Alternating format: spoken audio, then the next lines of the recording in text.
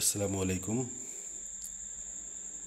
বিজ্ঞানী আর্কিমিডিসকে নিয়ে একটি গল্প প্রচলিত আছে। আমরা জানি যে গ্রিক রাজা একটি মুকুট বানাতে দিয়েছিলেন এক স্বর্ণকারের কাছে। তো স্বর্ণকার ওই মুকুটে ভেজাল দিয়েছে, কিন্তু কতটা ভেজাল দিয়েছে এটা রাজা নিজেও জানতেন না, কিন্তু তার সন্দেহ হয়েছে। তিনি রাজ্যের শ্রেষ্ঠ পণ্ডিত আর্কিমিডিসকে ডাকলেন যে, আর্কিমিডিস, তুমি এইটার ভেজাল বলে দাও, না ভেঙে কতটুকু ভেজাল আছে এটা বলতে হবে।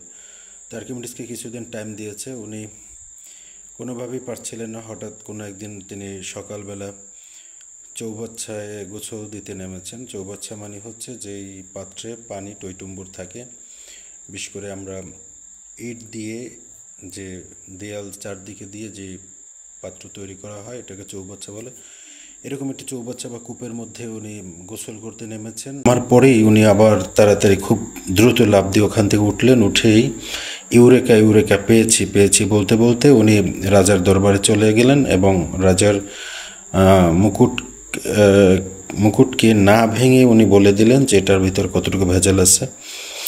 তো এটা উনি কিভাবে মেপেছিলেন সেটা একটা বড় সড়ো ব্যাখ্যা। তবে উনি ওখানে কি পেয়েছিলেন খুঁজে, সেটা হচ্ছে যে উনি যখন পানির ভিতরে নেমেছিলেন তখন কিছু পানি হালকা পড়ে গিয়েছিল। এখান থেকে ওনার সন্দেহ হয়েছে যেহেতু কিছু পানি পড়ে গিয়েছে তার মানে আমার ওজনও কিছুটা হ্রাস পেয়েছে।